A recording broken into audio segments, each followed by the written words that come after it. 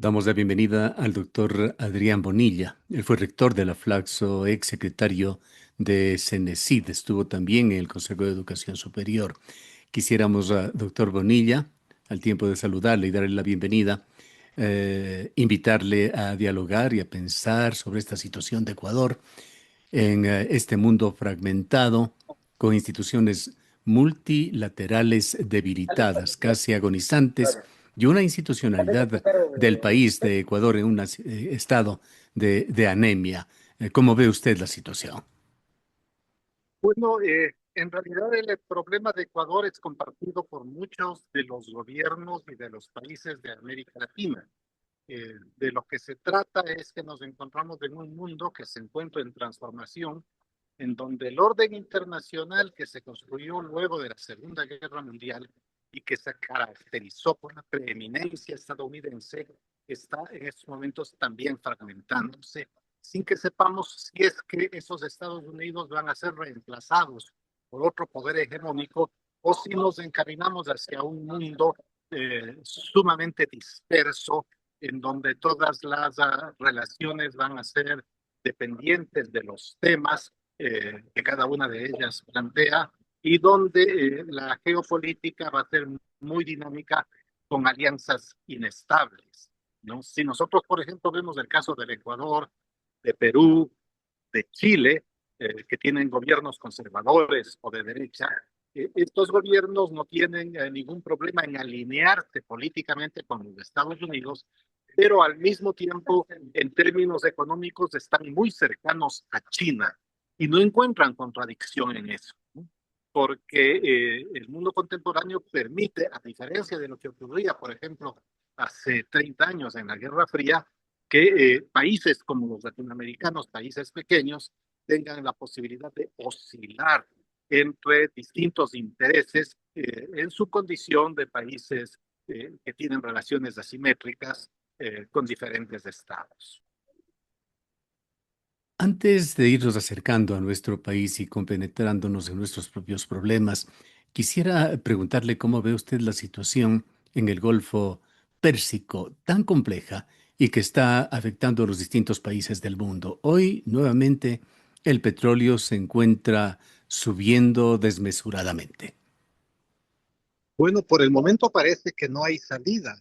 Lo que la guerra en el Golfo Pérsico está revelando son los límites de los Estados Unidos en el uso de su poder militar. Los Estados Unidos no tienen, no tuvieron, no van a tener la capacidad de alcanzar los objetivos estratégicos y políticos que se propusieron en Irán, y el régimen del Golfo Pérsico va a salir en términos políticos más fortalecidos, aunque con su infraestructura seriamente dañada, seriamente lesionada después de los ataques de los Estados Unidos y de Israel. El hecho es que un porcentaje importante, casi el 30% del petróleo mundial, fluye por el Golfo Pérsico, y esto implica una disminución del volumen de aprovisionamiento, lo que impacta directamente en los precios. Para los Estados Unidos y para concretamente el presidente de ese país, lo importante es que los precios en los Estados Unidos en inflación no se disparen porque tienen elecciones en noviembre y corre el riesgo porque no es muy popular ahora de perder las elecciones parlamentarias de renovación de mayorías y minorías en las dos cámaras del Congreso estadounidense, y por eso es su afán de llegar a una rápida solución, independientemente de que aquello que haya propuesto, por ejemplo, en el alto al fuego con Irán, es bastante más limitado, bastante menos, para ponerlo de alguna manera, que el acuerdo que sin el uso de armas alcanzó el expresidente Obama con la misma República Islámica de Irán. Eh, Se metió Donald Trump en un callejón sin salida, en un laberinto por lo menos, hasta que pasen las elecciones norteamericanas. Está en un callejón sin salida, no tiene la capacidad porque además no cuenta con el apoyo de ningún bloque de países, no cuenta con el apoyo de la Unión Europea ni del resto de países europeos, no tiene el apoyo de los mismos países del Golfo, que a pesar de que ellos están siendo asediados militarmente por los cohetes de Irán. No cuenta con el apoyo de los países de América Latina, que además pueden aportar muy poco en esta guerra, y pues ha fracturado sus alianzas con las entidades estatales más cercanas históricamente, con las europeas, las occidentales, a partir de esta lógica de arrogancia que se ha reflejado en la imposición de aranceles y en esta guerra comercial injustificada que el mismo presidente ha desatado. Entonces, esta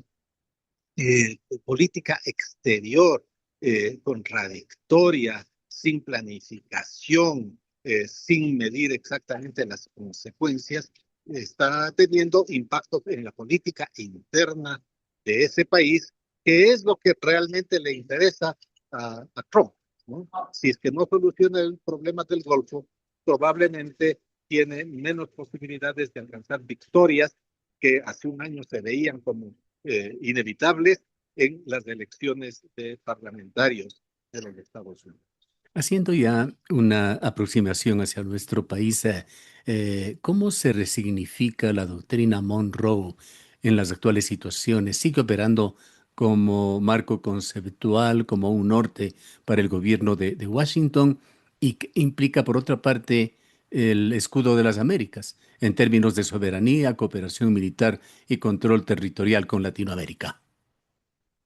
Bueno, es que esto da cuenta también de la inestabilidad estratégica de los Estados Unidos. El presidente Obama declaró obsoleta la doctrina Monroe.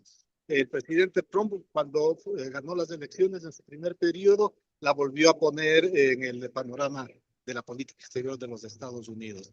Biden la volvió a declarar obsoleta y Trump ahora no solamente que la recupera, la restaura, sino que añade un corolario nuevo.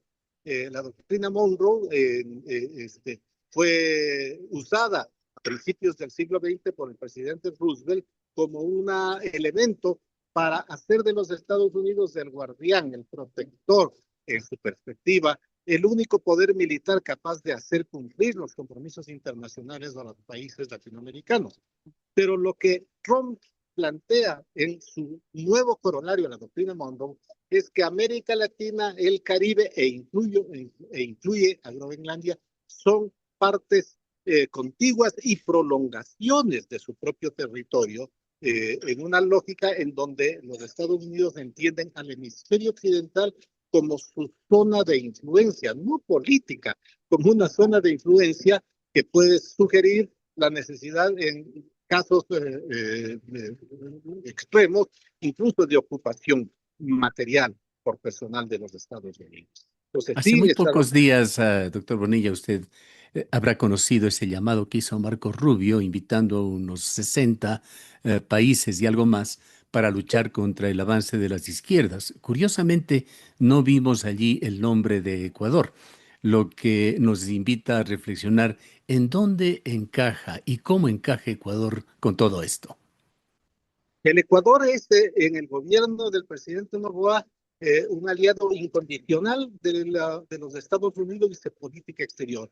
Además, incondicional en el sentido de que es una política, la de los Estados Unidos, contradictoria, inestable, voluble, veleidosa. Y cada una de esas veleidades y cada una de esas variaciones es acompañada sin cuestionamiento alguna por el gobierno ecuatoriano, pero también por otros gobiernos latinoamericanos, a cambio de pues, respaldo político, a cambio de respaldo militar en términos de seguridad, que de todas maneras el Ecuador paga. Pero lo importante es el respaldo político, porque sin el apoyo de los Estados Unidos, ninguna de las consecuencias, por ejemplo, que ponen en duda y tensionan hasta el límite la lógica de la democracia, podría ejecutarse.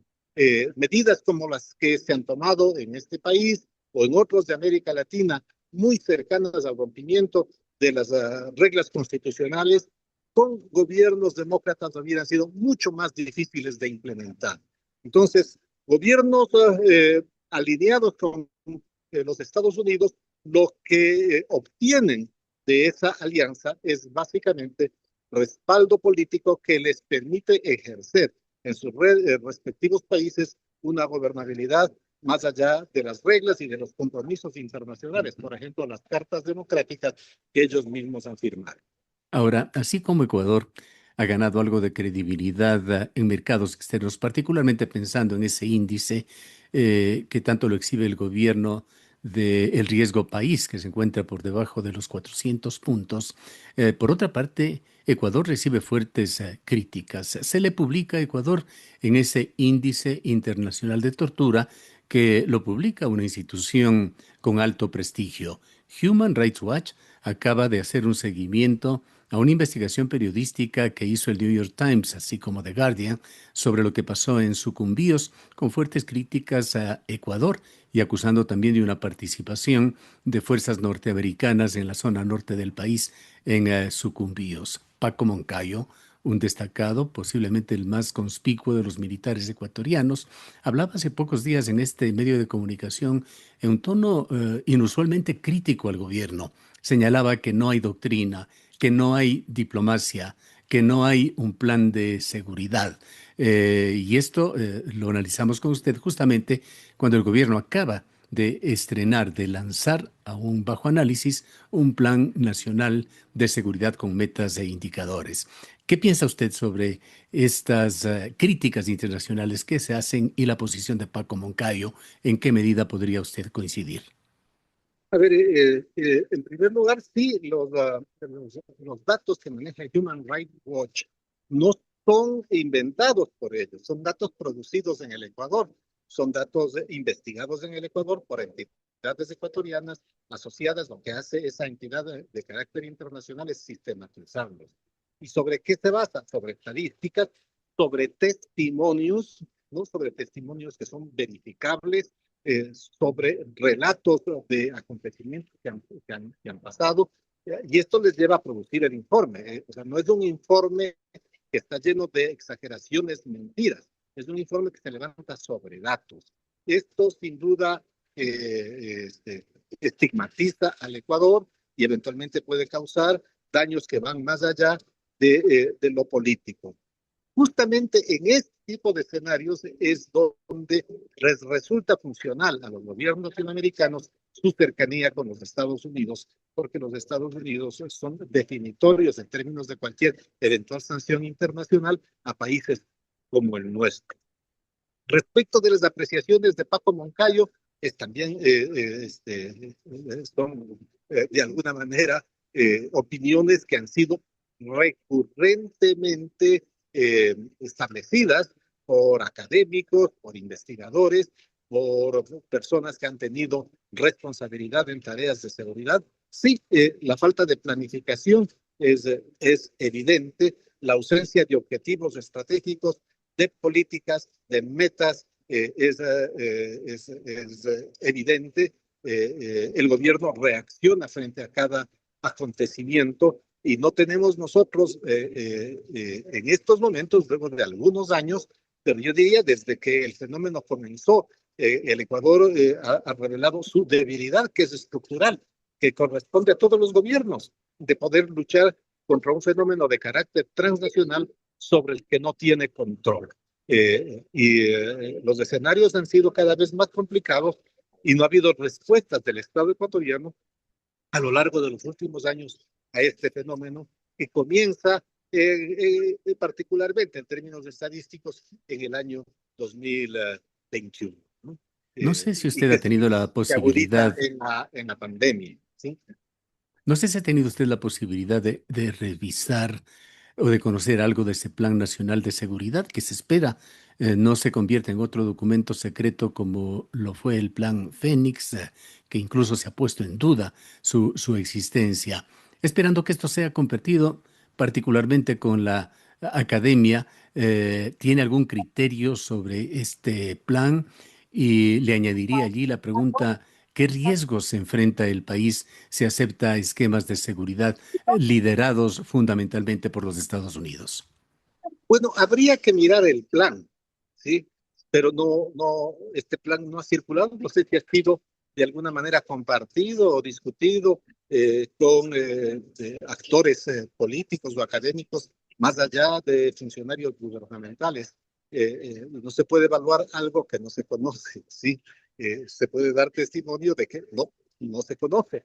Ojalá exista de manera que podamos tener nosotros algún tipo de elemento que nos haga producir contribuciones, en fin. Respecto de si esto es o no alimentado, dirigido por los Estados Unidos, pues también es contingente a la existencia de ese plan. Los Estados Unidos son un actor central en el tema del procesamiento de la guerra contra las drogas. Los Estados Unidos son el actor central independientemente de que el consumo de las drogas latinoamericanas producidas en Colombia y en Perú, en los Estados Unidos haya bajado tendencialmente o estadísticamente en relación con drogas químicas como el fentanilo. Pero mientras nosotros no conozcamos esa política, es difícil evaluarla. Lo que tenemos son políticas de Naciones Unidas que son muy parecidas a los de los Estados Unidos, son políticas que hacen énfasis en la prohibición, que hacen énfasis en la interdicción, que se levantan sobre estrategias de policialización y militarización, que en los últimos 70 años han fracasado en todo el mundo y particularmente en la región andina. Usted al referirse a los países vecinos y hablando de la situación corriente actual y del pasado reciente, señalaba que los dos países, tanto Perú como Colombia, no tienen problemas en adscribirse o de compartir ciertos temas con la China. Pero Y los dos Ecuador también, países, y claro, Ecuador los dos también. países están cambiando. Colombia y Perú están dando un giro hacia la derecha con los futuros gobiernos que se inician ya de Fujimori y de Aspriella, justamente. ¿Cómo queda allí Ecuador en estos temas? Bueno, el gobierno del Perú ya era un gobierno conservador, no era un gobierno de izquierda, ¿sí? En términos económicos. No creo que vaya a cambiar la relación, es una relación estructural. Ujú. En el caso peruano, la China es su mayor socio comercial. En el caso colombiano, la China no lo es. El presidente Petro intentó acercarse, se afilió a la iniciativa Belt and Road. Esto depende sobre todo de las formas como el comercio y la exportación de los países está organizado. En Colombia todavía los Estados Unidos siguen siendo el socio principal y de largo es el socio más importante de ese país. Esto no implica que la China no haya crecido, pero la tradición en América Latina es que los gobiernos de derecha no han roto con China y al contrario alimentan sus relaciones con ese país. Bien, quisiera preguntarle también sobre otro tema coyuntural. Este viernes se firmará oficialmente el Tratado de Libre Comercio entre Ecuador y Canadá. Tiene aspectos positivos, un acceso a mercado casi del 100% de los productos ecuatorianos en su oferta exportable. Tiene un importante impacto, pues abre las puertas a un mercado de 40 millones de consumidores. Tiene temas muy positivos en cuanto a inclusión y modernización de Ecuador en el mundo comercial, pero trae también preocupaciones. Canadá sabemos que es el país por excelencia promotor de proyectos mineros, que los desarrolla hasta cierto punto y pasa de manos a través de sus empresas, por lo general a empresas chinas. Con esto en contexto, ¿cómo ve usted este tratado que se firma este viernes que tendrá luego que pasar por filtros internos de Ecuador? Bueno, esos son los costos y los beneficios, ¿no? Los intereses de Canadá en América Latina tienen que ver con industrias extractivas, básicamente, ¿sí? Con materias primas de industrias extractivas.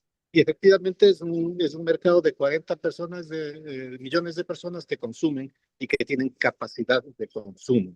Un mercado que difícilmente se podría acceder si es que no hubiese un tratado de esta naturaleza. Las protecciones ambientales están en las leyes ecuatorianas. Los tratados internacionales normalmente se comprometen a respetar las leyes locales, pero una cosa es lo que está escrito y otro durante la implementación es la práctica. Y lo que hemos tenido en América Latina es una serie de conflictos socioambientales con empresas canadienses por razones de contaminación. Ese riesgo existe también con ese tratado, pero existiría sin ese tratado. De todas maneras, porque la actividad extractiva en el Ecuador no depende de documentos internacionales, sino de las iniciativas y las bondades o simpatías que uno y otro funcionario público puedan ofrecer a quienes se dedican a esta actividad. Volviendo a la cotidianidad de Ecuador, cotidianidad que se la vive con la violencia y la delincuencia, ¿cómo se inserta la crisis de seguridad de Ecuador en el mapa regional y mundial del crimen organizado? ¿Qué alianzas internacionales deberían priorizarse para enfrentar de manera efectiva a las economías criminales transnacionales? Bueno, el Ecuador es algo parecido a un hub, a un depósito de psicotrópicos ilegales producidos en la región andina, sobre todo los colombianos, ¿no? Aunque también algunos que provienen de Perú. En un mercado que está organizado en términos internacionales por la demanda de los Estados Unidos, de Europa y del resto de América Latina. América Latina, dicho sea de paso, es el tercer consumidor mundial de drogas ilegales. No es una región que produce y no consume, es una región que produce y que consume. Lo que ha ocurrido a lo largo de las últimas 2 décadas es que los carteles de origen mexicano, de una u otra manera, controlan el negocio. Antes los productores eran quienes controlaban, pero ahora, al igual que con los agricultores, son los intermediarios los que controlan la economía, en este caso los mexicanos. Y en el caso ecuatoriano, este hub básicamente está dirigido a exportar hacia mercados europeos y del Mediterráneo, en donde aparecen pues organizaciones ilegales albanesas que a su vez son subsidiarias de las italianas. Se trata de un fenómeno de carácter transnacional que efectivamente no puede combatirse desde un solo país, requiere aproximaciones de carácter internacional. Las alianzas, más allá de las ideologías, pasan por los países vecinos, ¿no? Por acuerdos con los países vecinos y por acuerdos con los gobiernos de los países de destino de los psicotrópicos ilegales. Bien, para finalizar, doctor Bonilla, al comienzo hablábamos sobre este entorno en el que se desenvuelve Ecuador, con instituciones multilaterales debilitadas. La ONU discutía a mediados de esta semana sobre su propia debilidad, la reconocía y proponía pasos para no desaparecer. Y por allí está también la Organización de Estados Americanos con un papel muy poco relevante, la Junta Interamericana de Defensa, la propia CELAC o las organizaciones latinoamericanas que tratan de establecer enlaces más fuertes entre nuestros países. ¿Cómo mira usted esta crisis institucional internacional? ¿Cómo nos está afectando? ¿Qué papel deberían jugar para que no suceda, por ejemplo, como Naciones Unidas, que ha tenido un papel totalmente irrelevante dentro de la guerra de Irán o lo que ha sucedido con Israel y Palestina?